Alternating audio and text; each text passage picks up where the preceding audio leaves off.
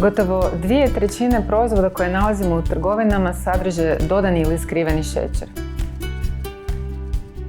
Kako bismo znali koliko i dnevno možemo konzumirati, dobro je čitati deklaracije. Imajmo na umu da je primjerice proizvod koji sadrži više od 5 grama šećera u 100 grama namirnice, onaj koji se smatra već zapravo umjereno bogat šećerom.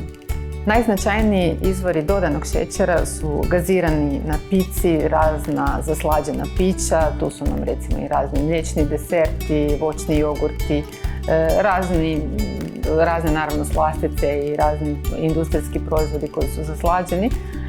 Međutim, postoje naravno i prirodni izvori šećera, kao što su recimo voće, kao što su razna sladila, kao što je med ili razni sladovi.